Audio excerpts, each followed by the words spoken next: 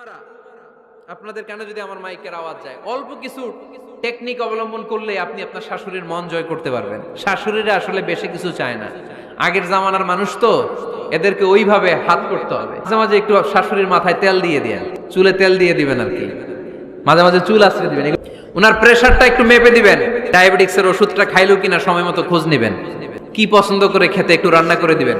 যেই বক্তার ওয়াজ শুনতে পছন্দ করে ওই বক্তার ওয়াজগুলো ডাউনলোড করে শাশুড়ি আম্মাকে দিবেন, ইসলামী বই দিবেন। দেখবেন বয়স্ক নারীরা মাহফিল যেতে খুব পছন্দ করে, ওয়াজ শুনতে খুব পছন্দ করে, নবীদের কাহিনীগুলো শুনতে পছন্দ করে।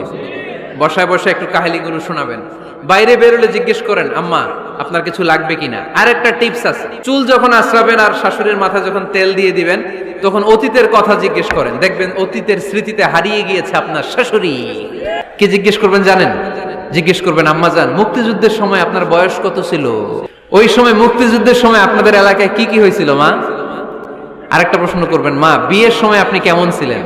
ওই দিন দেখবেন বুড়ি আর বুড়ি নাই, জুয়ান হয়ে গেছে। ওই দিন বলবে, মা আমি অনেক সুন্দরী ছিলাম, আমার মাথায় অনেক চুল ছিল, আজকে নাই। আমগো গ্রামে আমার সাথে সুন্দরী মাইয়া ছিল না।